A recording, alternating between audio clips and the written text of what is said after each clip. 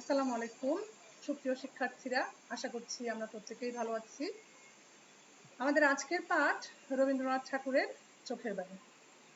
রবীন্দ্রনাথ ঠাকুরের ক্লাসটি শুরু করার আগে আমরা রবীন্দ্রনাথের একটি কবিতা দিয়ে শুরু করি। কবিতাটি তোমরা হয়তো অনেকে পড়েছো, পরশ পাথর কবিতাটি। সেখানে রবীন্দ্রনাথ ঠাকুর লিখেছেন একজন খ্যাপার কথা, যে খুঁজে খুঁজে ফিরছে পরশ পাথর, তার কোনো কিছুর প্রয়োজন নাই, সে শুধুই পরশ পাথর চায়। সে তার কোমরে একটি লোহার শিকল বেঁধে প্রত্যেকটা পাথর উঠিয়ে সে তার কোমরের লোহার শিকলে ছুঁড়ে ফেলে দিচ্ছে এবং খেয়াল করছে যে সেটা সোনার শিকলে পরিণত হচ্ছে কিনা।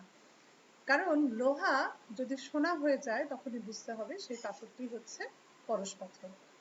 তো খ্যাপা একটা সময় খুঁজতে খুঁজতে খুঁজতে খুঁজতে পাগলের মতো তার অবস্থা, এবং কোনো পাথর দেখা যাচ্ছে যে সেই তার কাঙ্ক্ষিত পরশ পাথর নয়।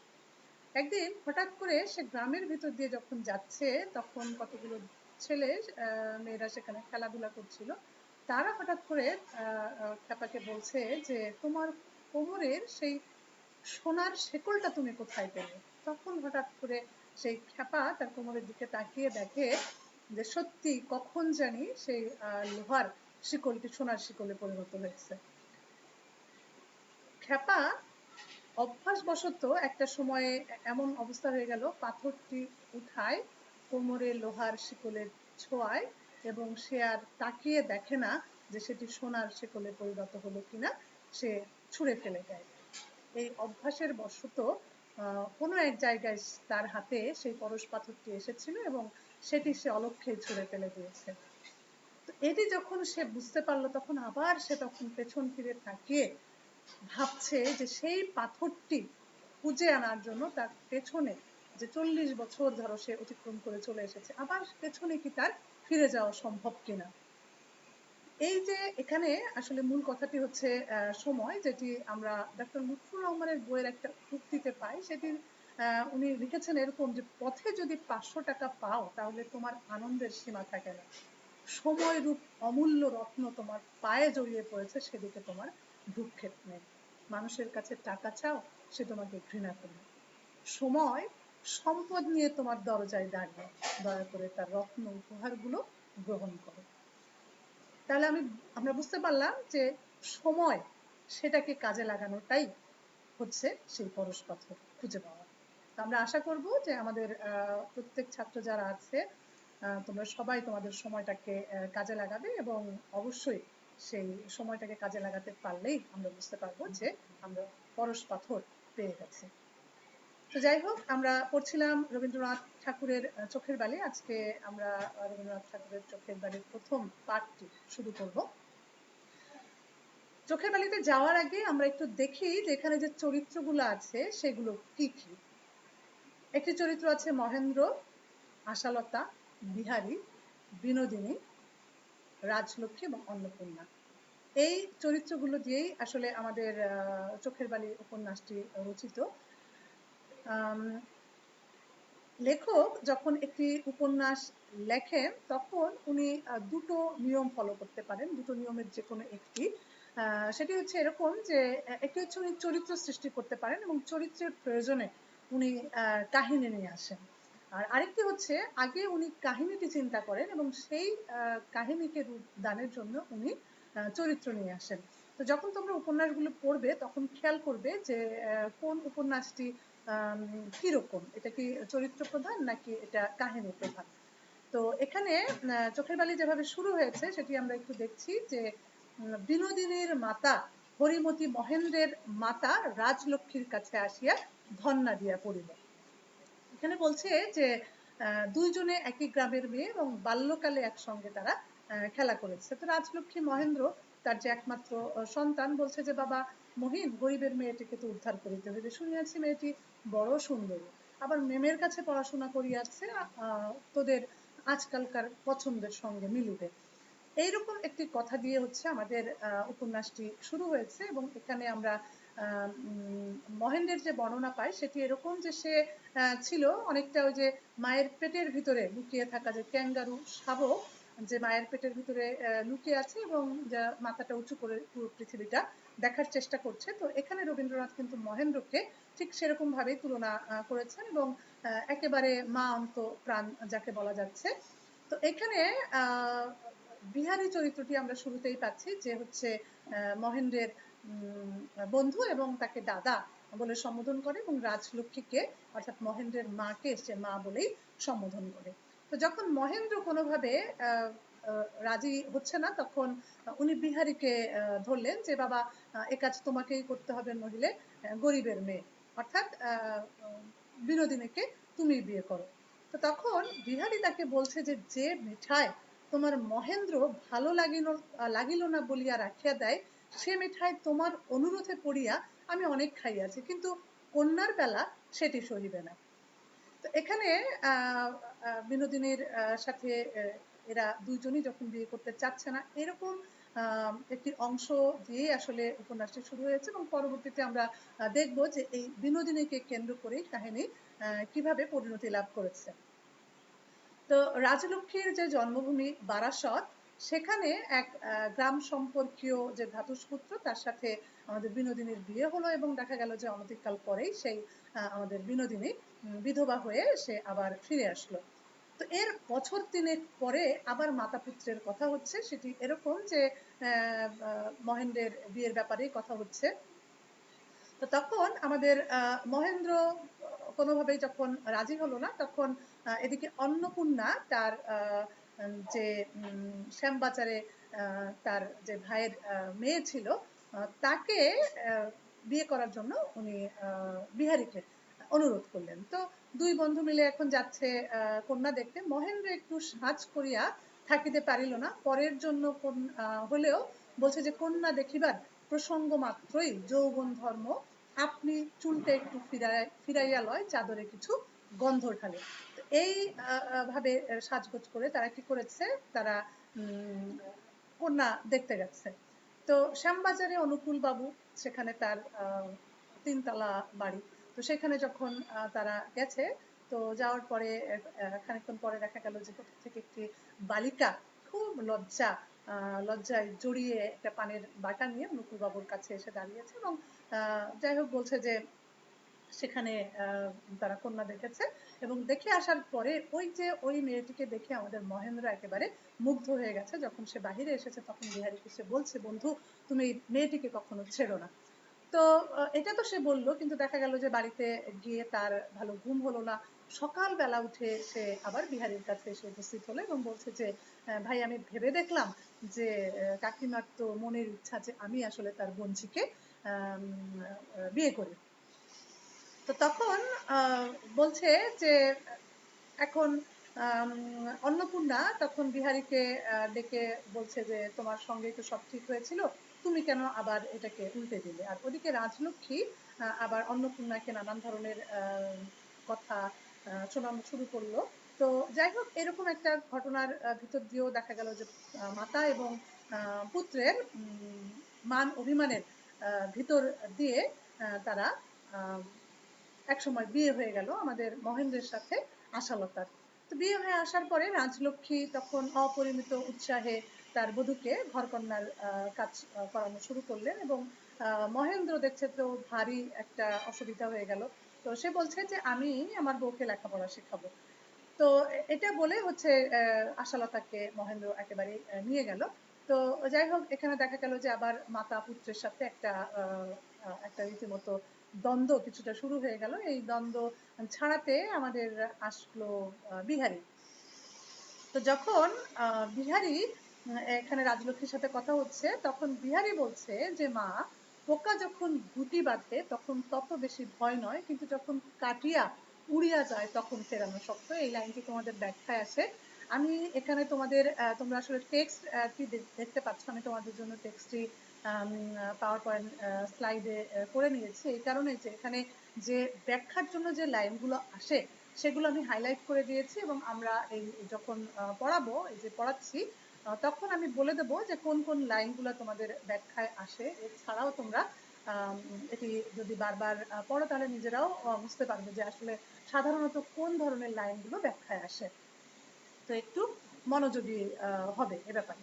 তো এখানে বলছে যে পোকা যখন গুটি বাঁধে তখন তত ভয় নয়, কিন্তু যখন কাটিয়া উড়িয়া যায় তখন ফেরানো শক্ত। কে মনে করিয়াছিল তোমার বন্ধন এমন করিয়া কাটিবে। অর্থাৎ এই যে মহেন্দ্র তার মায়ের সাথে এত বেশি অন্তরঙ্গ ছিল, এবং এখন দেখা গেল যে আশালতার সাথে যখন তার বিয়ে হয়েছে একেবারেই মাকে ভুলে সে আশালতার সাথে যেভাবে আছে, সেই প্রসঙ্গ কি বোঝানোর জন্যই আসলে এখানে এরকম উক্তিটি করা হয়েছে। লেখক বলছেন যে মহেন্দ্র জানিত না যে জীবনের পবিত্র অধ্যায়ে মা খুড়ি মাঝে এমন বিঘ্ন ঘটাতে পারে। তো এখানে আমরা দেখছি যে যাই হোক রাজলক্ষ্মী অভিমান করে সে ভাবলো যে এখানে থেকে লাভ নাই, আমি বারাসতে চলে যাই।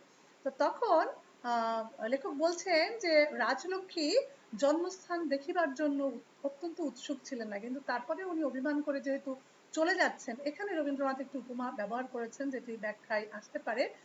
গ্রীষ্মে নদী যখন কমিয়ে আসে তখন মাঝি যেমন পদে পদে লগি ফেলিয়া দেখে কোথায় কত জল, রাজলক্ষ্মীও তেমনি ভাবান্তরের সময় মাতা পুত্রের সম্পর্কের মধ্যে লগি ফেলিয়া দেখিতেছিলেন। অর্থাৎ বলছে যে মাঝি যখন লগি ফেলে ফেলে দেখে যে কোথায় কতটুকু জল আছে, ঠিক সম্পর্কের ক্ষেত্রেও রাজলক্ষ্মী কিন্তু ওই লগি ফেলে ফেলে দেখছে। অর্থাৎ আমি যদি এখন অভিমান করে বারাসতে চলে যাই, নিশ্চয়ই মহেন্দ্র বলবে যে না মা তুমি যেও না, তোমাকে ছাড়া আমার চলবে না, এরকম একটি ব্যাপার। তো দেখা গেল যে খুব সহজেই আমাদের মহেন্দ্র রাজি হয়ে গেল এবং বলছে যে ঠিক আছে, খুব বেশি দিন থেকো না, তুমি যাও, তাড়াতাড়ি চলে এসো। তো তখন রাজলক্ষ্মী খুব হতাশ হলেন এবং মনের দুঃখ মনে চেপেই উনি আসলে চলে গেলেন বারাসতে। সেখানে তার বিনোদিনীর সাথে দেখা হলো, যে বিধবা হয়ে ঘরেই ছিল, এবং লেখক বলছেন যে বিনোদিনী আসিয়া তাহাকে আশ্রয় দিল এবং আশ্রয় করিল। অর্থাৎ উভয়কে আশ্রয় করলো। তো যাই হোক এখানে আমরা দেখছি যে রাজলক্ষ্মী কলকাতা হইতে একটি কাতর অনুনয় পত্রের অপেক্ষায় ছিলেন। অর্থাৎ একটি চিঠি নিশ্চয়ই মহেন্দ্র পাঠাবে, এতদিন হয়ে যাচ্ছে, এবং সে নিশ্চয়ই মাকে বলবে যে তুমি তাড়াতাড়ি চলে এসো, তোমার জন্য আমি থাকতে পারছি না। তো যাই হোক চিঠি একটি সেখানে এসে পৌঁছেছে। বিহারীও সেই সময় ওখানে গেছে।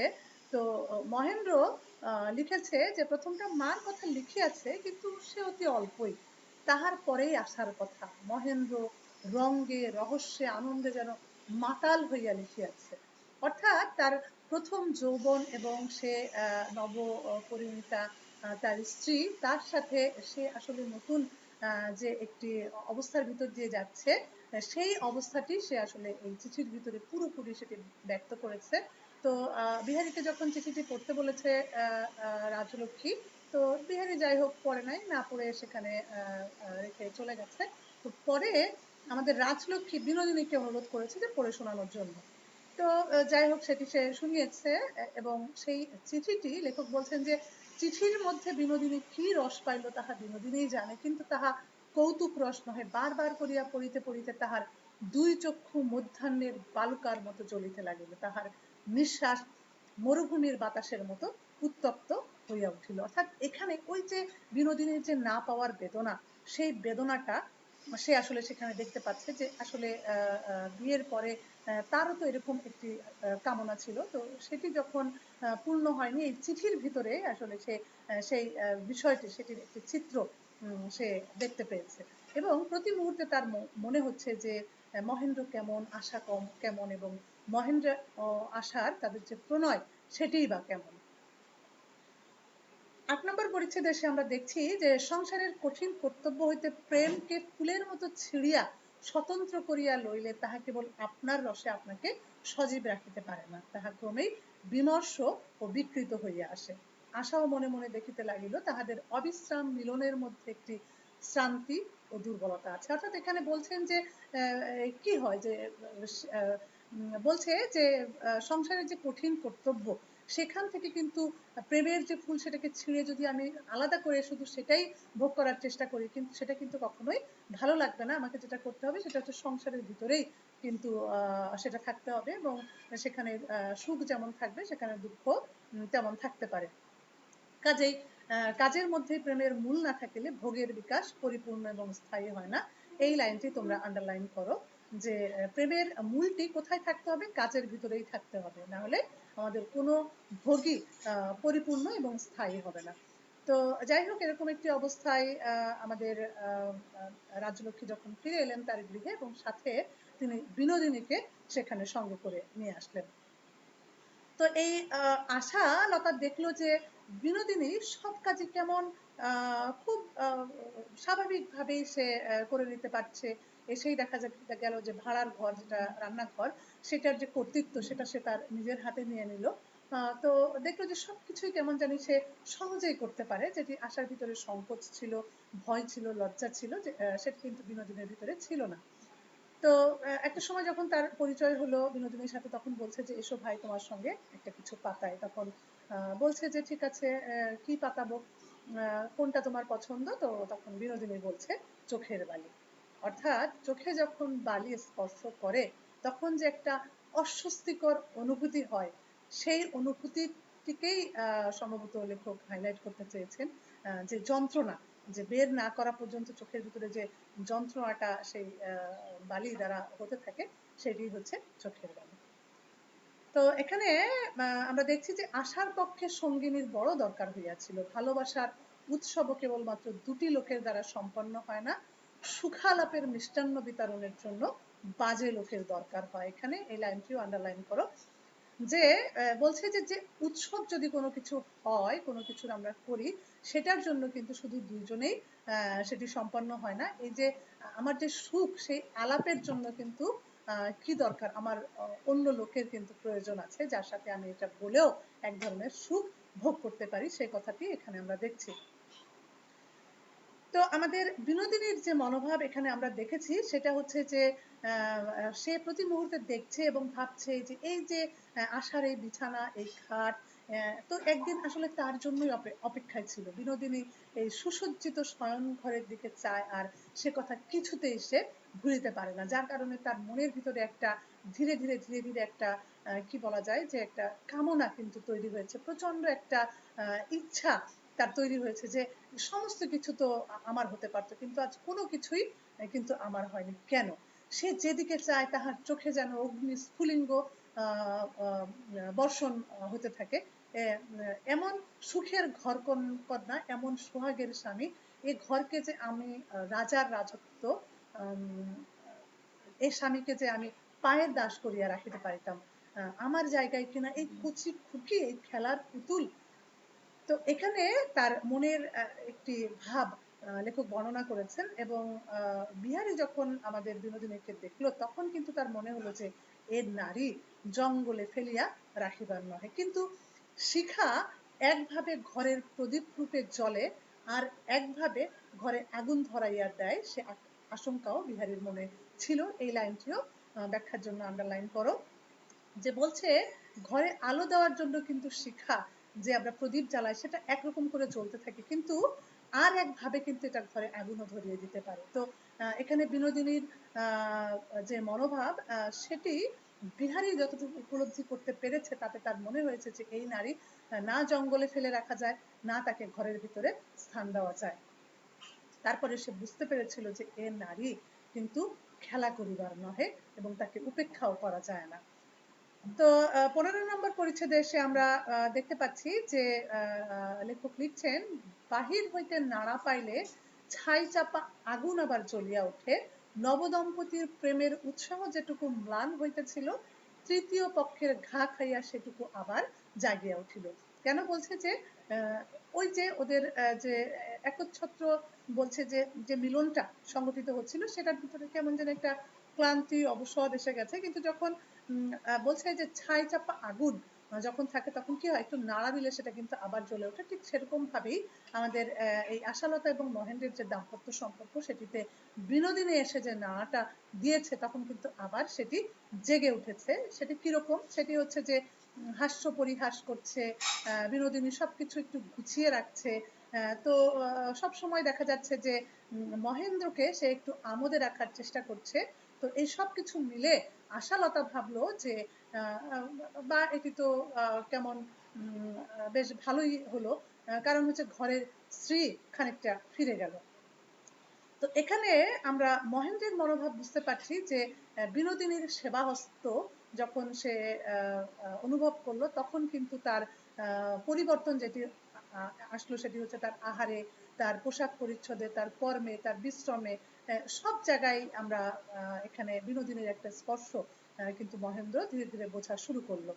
তো বিহারী যখন এই সমস্ত ব্যাপারগুলো দেখছে তখন সে খানিকটা বিরক্ত হয়ে উঠেছে। তখন আশার দিকে চেয়ে সে বলেছে যে চিকিৎসা করিয়া রোগ সারানোর চেয়ে রোগ না হইতে দেওয়াই ভালো।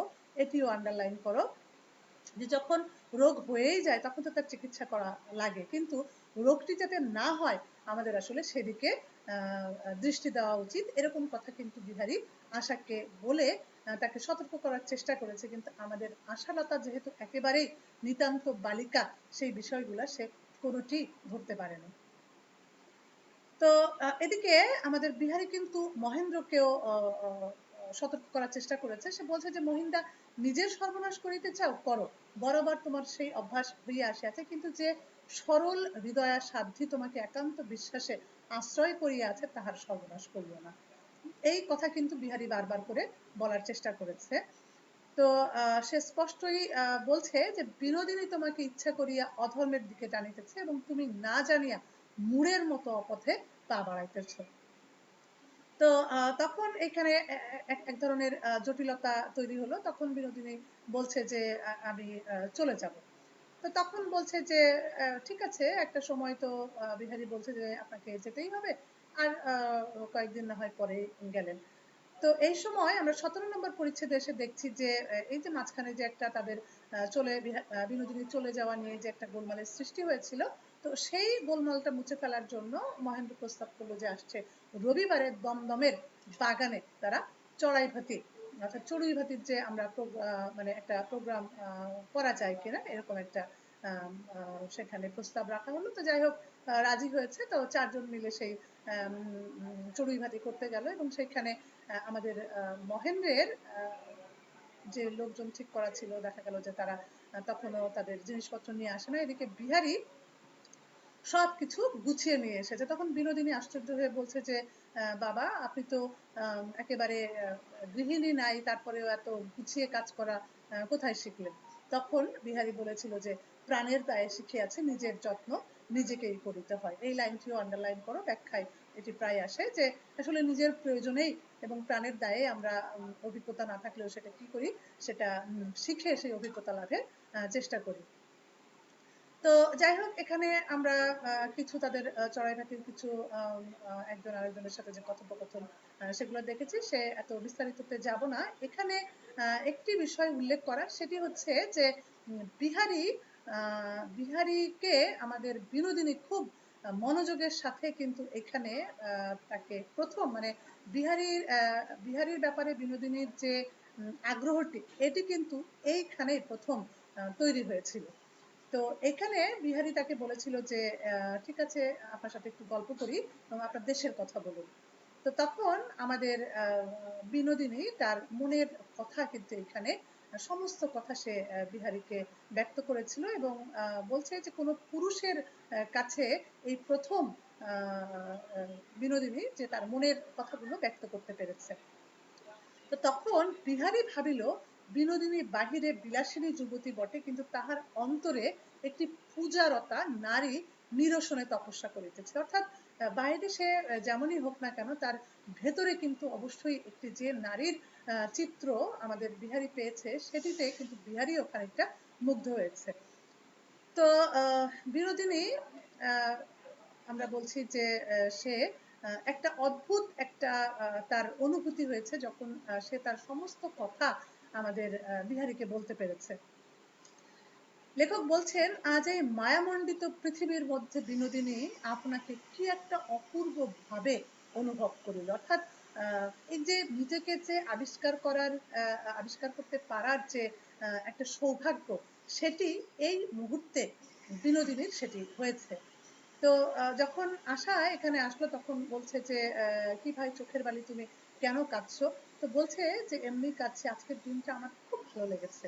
তখন আশা জিজ্ঞেস করেছে যে কিসে তোমার এত ভালো লাগলো? তখন বিনোদিনী বলেছিল যে আমার মনে হইতেছে আমি যেন মরিয়া গেছি, যেন পরলোকে আসিয়াছি, এখানে যেন আমার সমস্তই মিলিতে পারে। অর্থাৎ ওই যে মানুষ যুগে যুগে যখন নির্বাণ লাভের যে চেষ্টা করে, যে মুক্তি, এইখানে খানিকটা বিনোদিনীর সেই অনুভূতিটি সেখানে হয়েছে। তো যাই হোক, যখন চড়াইভাতি থেকে তারা ফিরে এসছে, তখন বিনোদিনী মহেন্দ্র বিনোদিনীকে বেশ আরেকটু আয়ত্ত করতে চাচ্ছিল, কিন্তু এই সময়ে আমাদের রাজলক্ষ্মী অসুস্থ হয়ে পড়লেন এবং দেখা গেল যে মহেন্দ্র বারবার তার মায়ের কামরায় আসছে, কিন্তু দেখা যাচ্ছে যে সে আসলে বিনোদিনীর জন্যই আসছে। এবং বিনোদিনী তখন মনোভাবটি এরকম ছিল যে তার গর্ব এবং সুখ অনুভূত হচ্ছে ঠিকই, কিন্তু পাশাপাশি কেমন যেন একটি ঘৃণা তার তখন কিন্তু তৈরি হলো যে মানুষের ভিতরে এত কাঙালপনা কেন থাকবে। তো যাই হোক, এখানে মহেন্দ্র খানিকটা অভিমান তার কাজ করেছে এবং তখন সে তার মাকে গিয়ে বলল যে আমার নাইট ডিউটি পড়েছে, আমি কলেজের কাছে একটি বাসা করে সেখানে থাকতে চাই। তো তখন বিনোদিনী ভাবছে যে ব্যাপারটা কি, যে এটাকে আমার উপর অভিমান করলো, রাগ করলো, নাকি ভয় পেল, নাকি আমাকে সে দেখাতে চায় যে সে আমাকে কেয়ার করে না। ঠিক আছে, আমিও দেখি সে কতদিন এরকম করে থাকতে পারে। আর এদিকে দেখা গেল যে যখন সত্যি সত্যি আমাদের মহেন্দ্র চলে গেল, তো বিনোদিনী বলছে যে মহেন্দ্র বর্জিত আশা তাহার কাছে নিতান্তই স্বাদহীন, অর্থাৎ মহেন্দ্রের জন্যই আসলে আশার সাথে সে এতখানি কাজ সে করছিল যেভাবে, সেটি যেহেতু এখন মহেন্দ্র নাই, অতএব সেখানে আসার সাথে কিন্তু তার আর কোনো কাজই সে আর খুঁজে পাচ্ছে না। তো যাই হোক, এখানে আমরা দেখছি যে বিনোদিনীর একটা মনোভাব এরকম ছিল যে সে কি, সে তার মনের ভিতরে সে তার নিজেকে বোঝার চেষ্টা করছে, বলছে যে আমি মরিতে চাই কি মারিতে চাই তা বুঝিতেই পারিলাম না। তো তখন এই যে তার মনোভাব, যে আসলে এই সময়টি আমরা বিনোদিনীকে দেখেছি খানিকটা কি কনফিউজ, যে আমি কি করতে চাই, কিভাবে প্রতিশোধটা আসলে সে নিতে চায়। তো এখানে যখন একদিন সে আশাকে সান্ত্বনা দেওয়ার চেষ্টা করছে, ওরকম সময় বিহারী যখন সেখানে এসে উপস্থিত হলো এবং বিনোদিনী যখন আশাকে সান্ত্বনা দেওয়ার চেষ্টা করছে, এই দৃশ্যটি যখন আমাদের বিহারী দেখেছে, তখন তার মনে হলো যে না, আমি আসলে বিনোদিনীকে ভুল বুঝেছিলাম, সে আসলেই সেবায়, সান্ত্বনায়, নিঃস্বার্থ সখী প্রেমে সে মর্তবাসিনী দেবী। তাকে সে একেবারে দেবীর সঙ্গে তুলনা করলো এবং তাকে রীতিমতো তার মনের ভিতরে একটা শ্রদ্ধার বোধটা কিন্তু সেখানে তৈরি হয়েছে এবং সে বিনোদিনীকে অনুরোধ করেছে যে যেহেতু আশা খুবই সরলা, তো তাকে যাতে কোনোভাবে সে আঘাত না পায় এদিকে সে যেন খেয়াল রাখে। তো এই কথাটি যখন বিহারী বলেছে, তখন আমাদের বিনোদিনীর মুখে কিন্তু হিংসার বিদ্যুৎ খেলিতে লাগিল। তো তখন তার মনে হলো যে আশার সমস্ত সুখ সম্পূর্ণ করিবার জন্যই তাহার জন্ম। শ্রীযুক্ত মহেন্দ্রবাবু আশাকে বিবাহ করিবেন, সেই জন্য অদৃষ্টের তাড়নায় বিনোদিনীকে বারাসতের বর্বর বানরের সহিত বনবাসিনী হইতে হইবে। শ্রীযুক্ত বিহারী বাবু সরলা আশার চোখের জল দেখিতে পারেন না, সেই জন্য বিনোদিনীকে তাহার আঁচলের প্রান্ত তুলিয়া সর্বদা প্রস্তুত থাকিতে হইবে।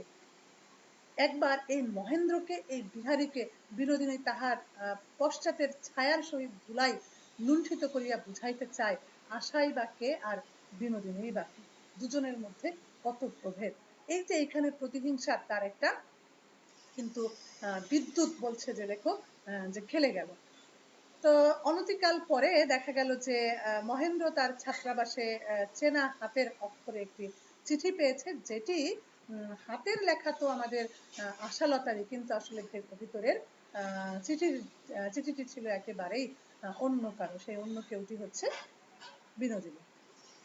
তো তখন আমাদের মহেন্দ্র যখন এটি পড়ল, এই প্রচ্ছন্ন অথচ ব্যক্ত, নিষিদ্ধ অথচ নিকটাগত, বিষাক্ত অথচ মধুর, একই কালে উপরিত অথচ প্রত্যারিত প্রেমের আভাস মহেন্দ্রকে মাতাল করিয়া তুলিল। ওই যে চিঠিটি, যে কথাগুলো বিনোদিনী আসলে লিখে পাঠিয়েছে, সেই চিঠিটি পড়ে আমাদের মহেন্দ্রের যে সুখোন্মাদকর একটা অবস্থা, এবং লেখক বলছেন যে ফেনিল মদের মতো তার মনকে চারিদিক থেকে একেবারে আচ্ছন্ন করে ফেলল।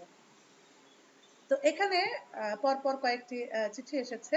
তো তৃতীয় যে পত্রটি এসেছে সেখানে এটি এরকম যে যদি আমার চিঠি না চাও তো থাক, যদি উত্তর না লিখিবে তবে এই পর্যন্ত। তো এরপরে আর মহেন্দ্র আসলে থাকতে পারলো না, তখন সে ভাবলো যে অত্যন্ত রাগ করেই আমি ঘরে ফিরে যাচ্ছি, কিন্তু ঘরে ফিরে আমি আসলে দেখাতে চাই যে বিনোদিনীর সেই স্পর্ধাকে হাতে হাতে অপ্রমাণ করিবার জন্যই তখনই মহেন্দ্র ঘরে ফিরিবার সংকল্প করিল।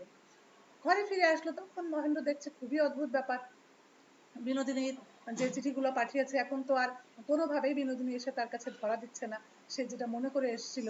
তো তখন রাজলক্ষ্মী একদিন এসে বলছে যে বিপিনের বউ তো আর থাকতে চাচ্ছে না, সে তো চলে যেতে চাচ্ছে। তো তখন মহেন্দ্র বলছে যে তুমি কোন অপরাধে চলে যেতে চাচ্ছ। তো যাই হোক, এখানে অনেক অনুনয় বিনয় হয়েছে এবং বলছে যে একটা সময় বিনোদিনীর হাত চেপে ধরেছে আমাদের মহেন্দ্র, ধরে বলছে যে আমার যদি কিছু আসে যায় তবে কি তুমি থাকবে। তো বিনোদিনী তাড়াতাড়ি তার হাতটা ছাড়িয়ে নিয়েছে। তো যাই হোক, এরকম সময় মহেন্দ্র আশাকে এসে বলছে যে আমি কালকেই হচ্ছে কাশী চলে যাব। তো তখন বিহারী ভাবছে যে ব্যাপারটা কি, মহেন্দ্র যখন কাশী গেল আশা এখানে ছিল, আবার মহেন্দ্র যখন কাশী থেকে ফিরে আসলো আবার আশা কাশীতে যেতে চাচ্ছে, এরকম একটি ব্যাপার কেন এখানে ঘটছে। তো যখন মহেন্দ্রকে জিজ্ঞাসা করলো বিহারী যে আশা কি কাশীতে যাবে কিনা, তো তখন বলছে যে বিনোদিনীকে তার সাথে পাঠানোর জন্য বলেছে। তো আমাদের মহেন্দ্র তখন কি করেছে, গর্জন করে উঠেছে, বিহারী তোমার মনের ভিতর যে কথাটা আছে তা স্পষ্ট করিয়া বলো, আমার সঙ্গে অসরলতা করিবার কোনো দরকার দেখি না। আমি জানি তুমি মনে মনে সন্দেহ করিয়াছ আমি বিনোদিনীকে ভালোবাসি, মিথ্যা কথা, আমি বাসি না, আমাকে রক্ষা করিবার জন্য তোমাকে পাহারা দিয়ে বেড়াইতে হইবে না। আমি তোমার মুখের সামনে স্পষ্ট করিয়া বলিতেছি তুমি আশাকে ভালোবাসিয়াছ। অর্থাৎ এখানে আমরা এসে দেখছি যে ঘটনাটা খানিকটা একটু জটিলতার দিকে কিন্তু যাওয়া শুরু করেছে। আমরা জানি যে একটা নাটক বা একটা উপন্যাসের 5টি যে অংশ থাকে, যে প্রথমে ভূমিকা, তারপরে হচ্ছে প্রবাহ, তারপরে ক্লাইম্যাক্স, তারপরে গ্রন্থিমোচন এবং তারপরে হচ্ছে উপসংহার। এইখানে কিন্তু কাহিনীর যে সেকেন্ড মানে দ্বিতীয় যে অংশটি, অর্থাৎ প্রবাহ, যেটি কাহিনীর যেটি প্রবাহ, সেই অংশটি এখানে আমরা দেখতে পাচ্ছি যে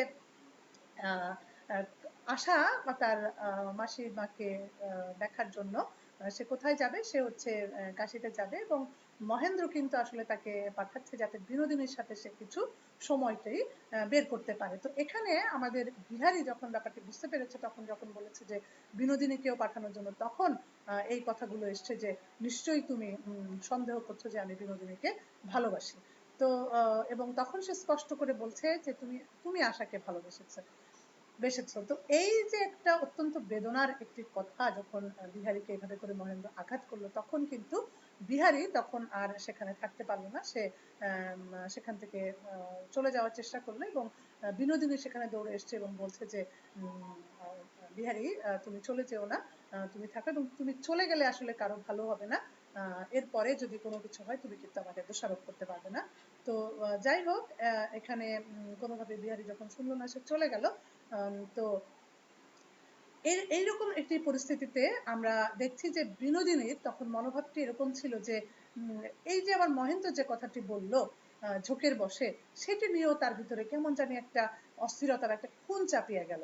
লেখক বলছেন যে মিথ্যা কথা বটে, বিনোদিনীকে কেহই ভালোবাসে না, সকলেই ভালোবাসে লজ্জাবতী ননির পুতুলটিকে। এই লাইনটিও তোমরা আন্ডারলাইন করো।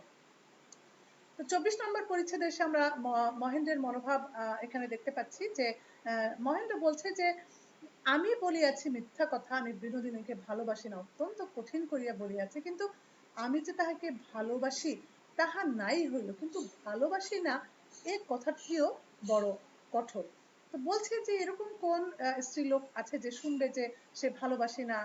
তো এই কথাটি কি আমি আরেকটু ফিকা করে আরেকটু নরম করে আসলে এটা বিনোদিনীকে জানানো দরকার ছিল। তো এই কথা মনে করে তখন সে আবার মহেন্দ্র তার বাক্সের মধ্যে যে চিঠি ছিল সেগুলো আবার পড়লো এবং মনে মনে কহিল বিনোদিনী আমাকে যে ভালোবাসে ইহাতে সন্দেহ নাই। অর্থাৎ বিনোদিনী নিশ্চয়ই আমাকে ভালোবাসে, নইলে এইরকম যে চিঠি সেটি কিছুতেই লিখতে সে পারে না। তো যাই হোক, তো সে ভাবছে যে এখন কি করে এই সমস্যাটার সমাধান করা যায়। তো যাই হোক, এই যে আঘাত পেয়ে আমাদের বিহারী ফিরে আসলো, চলে আসলো, এবং তখন কিন্তু বিহারী সেই রাতেই পশ্চিমে চলে গেল। তো বিনোদিনী আমাদের বিহারীকে একটি চিঠি পাঠিয়েছে। তো সেই চিঠিটি যেহেতু বিহারী পশ্চিমে চলে গেছে, তো সেই চিঠিটি আবার ফিরে এসছে। ফিরে আসার পরে সেটি মহেন্দ্রের হাতে পড়েছে। তো মহেন্দ্র জিজ্ঞেস করেছে যে দারোয়ানকে, কার চিঠি? তো যখন সে চিঠিটি নিয়েছে এবং সেই চিঠিটি সে না খুলে আর পড়তে পারেনি, সেখানে সে চিঠিটি খুলে পড়েছে এবং একটা সময় সে বিনোদিনীর কাছে গিয়ে সেই চিঠিটি আবার সে তাকে দিয়েছে।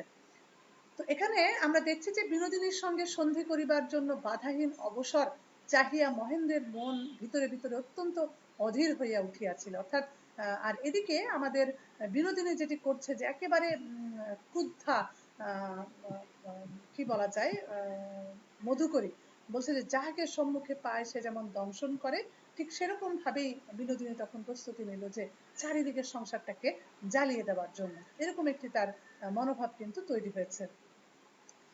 তো এদিকে আমরা দেখতে পাচ্ছি যে আশা চলে গেছে, কিন্তু তারপরে মহেন্দ্রের ভাগ্যে কিন্তু বিনোদিনীর দেখা তখনও লাভ ঘটেনি। মহেন্দ্র ঘুরে ঘুরে বেড়াচ্ছে এবং নানান ছোট করে সময় অসময়ে সে বিনোদিনীর কাছে আসার চেষ্টা করছে, কিন্তু কোনোভাবেই সে আসছে না। ২৬ নম্বর পরিচ্ছেদে এসে আমরা দেখতে পাচ্ছি যে আজ মহেন্দ্র কলেজ হইতে ফিরিয়া আসি আপনার শয়ন গৃহ দেখিয়া আশ্চর্য হইয়া গেল। অর্থাৎ তার যে শয়ন গৃহ, সেখানে এসে আশ্চর্য হয়ে গেল এই কারণে যে সবকিছু কেমন জানি একটা অন্যরকম, একটা পরিপাটি একটা অবস্থা। সেখানে যে মশারি ছিল তার সেখানে গোলাপি রেশমের ঝালর লাগানো, সেখানে চন্দন গুঁড়া ধুনার গন্ধে একেবারে কামরাটি কি হয়েছে, আমোদিত হয়ে গেছে। এবং সেইখানে যে শুভ্র জাজির তোষক আছে সেগুলা কেমন চকচক করছে, এবং ফুল কাটা বিলাতি চৌকো বালিশ সেটি সুসজ্জিত, এবং বিনোদিনী নিজের হাতে তৈরি বহুদিন ধরে পরিশ্রম করে যে তৈরি করেছিল সেটি এখানে সে সেখানে বিছিয়ে দিয়েছে। তো এইরকম যে একটি অবস্থা, তখন মহেন্দ্রের বুকের মধ্যে রক্ত তোলপাড় করিতে লাগিল। নিস্তব্ধ সন্ধ্যা, নির্জন ঘর, নববসন্তের বাতাস দিতেছে, বিনোদিনীর মন যে ধরা দিল, উন্মাদ মহেন্দ্র আপনাকে আর ধরিয়া রাখিতে পারিবে না, এমনি বোধ হইল।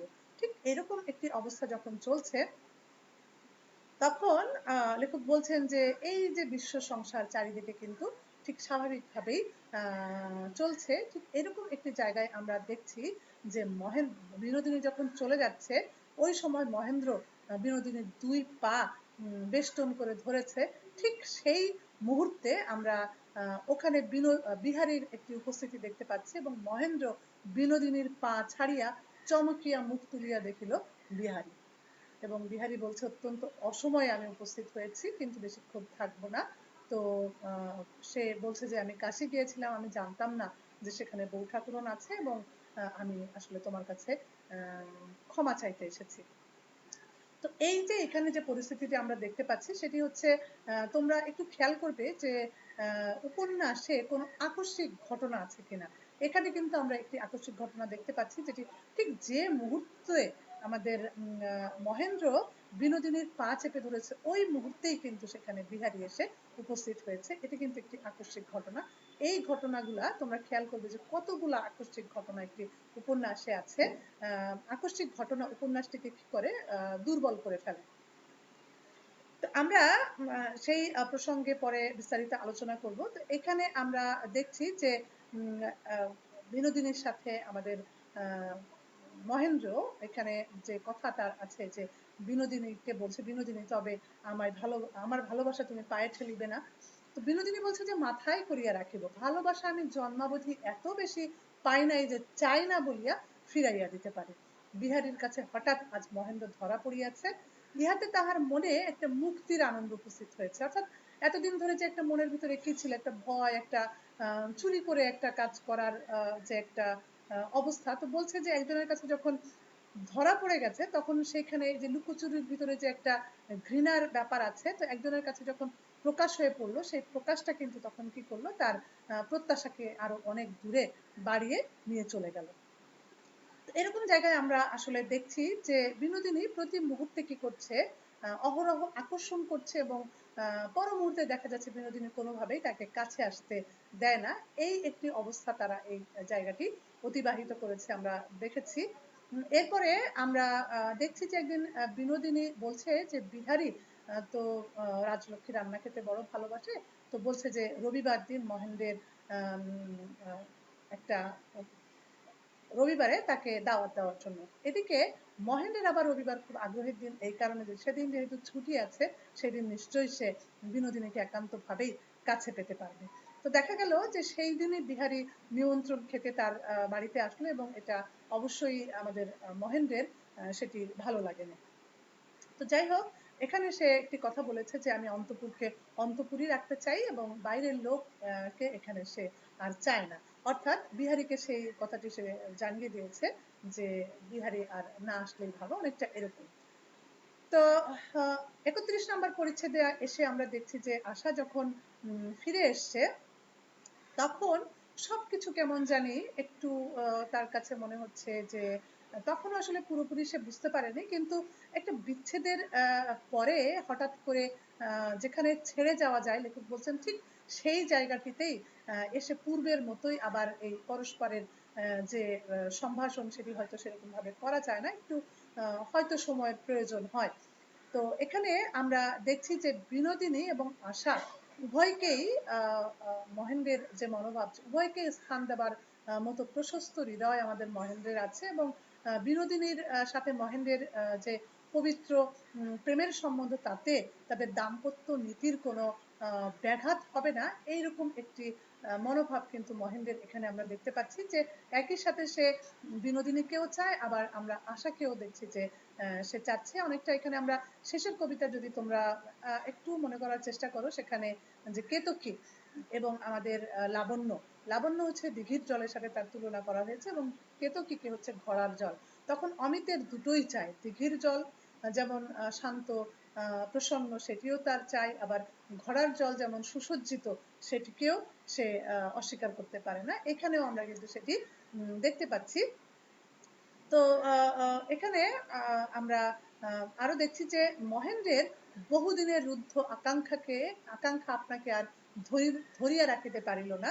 আশা কাশী হইতে ফিরিয়া অবধি বিনোদিনী তাহাকে দেখা দেয় নাই। জ্যোৎস্না মদ বিহবল নির্জন রাত্রে মহেন্দ্রকে মোহাবিষ্ট করিয়া বিনোদিনীর দিকে ঠেলিয়া লইয়া যাইতে লাগিল।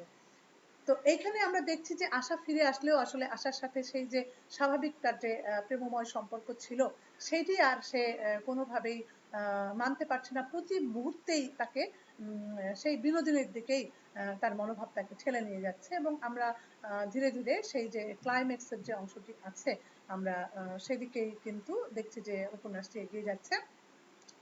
এখানে আমাদের মহেন্দ্র যেটি করেছে সেটি হচ্ছে গভীর রাতে সে সিঁড়ি দিয়ে নিচে নেমে এসছে এবং বিনোদিনীর ঘরের সম্মুখে এসে সে দাঁড়িয়েছে এবং দেখলো যে ঘর বন্ধ হয় নাই। ঘরে প্রবেশ করিয়া দেখিল বিছানা তৈরি রহিয়াছে, কেউ শোয় নাই। ঘরের মধ্যে পদশব্দ শুনিতে পাইয়া ঘরের দক্ষিণ দিকের খোলা বারান্দা হইতে বিনোদিনী জিজ্ঞাসা করিয়া উঠিল, কেউ? মহেন্দ্র অভিভূত আর্দ্র কণ্ঠে উত্তর করিল, বিনোদ, আমি। এই বলে একেবারে সে বারান্দায় এসে উপস্থিত হলো এবং বলছে যে রাজলক্ষ্মী সেখানে শুয়েছিলেন এবং তিনি বলে উঠলেন, মহিন, এত রাতে তুই এখানে যে? বিনোদিনী তাহার ঘনকৃষ্ণ ভ্রুযুগের নিচে হইতে মহেন্দ্রের প্রতি বজ্রাগ্নি নিক্ষেপ করিল। মহেন্দ্র কোনো উত্তর না দিয়া দ্রুত পদে সেখান হইতে চলিয়া গেল। এই যে অংশটি আমরা দেখতে পাচ্ছি, এই অংশটি হচ্ছে ক্লাইম্যাক্সের অংশ, যে একেবারে যেখানে সে মদ বিহবল কণ্ঠে গদগদ কণ্ঠে সে যখন বলেছে বিনোদ আমি, ঠিক ওই মুহূর্তে যখন রাজলক্ষ্মী বলেছে যে মহিন তুই এত রাত্রে এখানে, তখনই কিন্তু সেই ক্লাইম্যাক্সের জায়গাটি সূচিত হয়ে গেছে এবং তারই পাশাপাশি আমরা দেখছি যে পরদিন প্রত্যুষে আমাদের মহেন্দ্র যে তার যে ছাড়া জামার তার পকেটে হাত দিয়ে আসা একটি চিঠি পেয়েছে। সেই চিঠি লেখক বলছেন যে বিষধর সাপের মূর্তি ধরে যদি তখনই আশার আঙ্গুলে দংশন করত তাও বুঝি ভালো হতো, কারণ উগ্র বিষ শরীরে প্রবেশ করিলে 5 মিনিটের মধ্যেই তাহার চরম ফল ফলিয়া শেষ হইতে পারে, কিন্তু বিষ মনে প্রবেশ করিলে মৃত্যু যন্ত্রণা আনে, মৃত্যু আনে না। আন্ডারলাইন করো যে ওই যে চিঠিটি পড়ার পরে তার মনের ভিতরে যে সেই সর্প বিষ যখন ঢুকে গেল, তখনই কিন্তু ক্লাইম্যাক্সের আরেকটি অংশ এখানে সূচিত হলো। এবং সেই চিঠি যখন সে পেল, সে যখন দেখলো এটি বিনোদিনীর হস্তাক্ষর, এবং পাশের ঘরে যখন সে গিয়ে পড়ছে, ভাষাটি ছিল এরকম যে, কাল রাত্রে তুমি যে কাণ্ডটি করিলে তাহাতেও কি তোমার তৃপ্তি হইল না?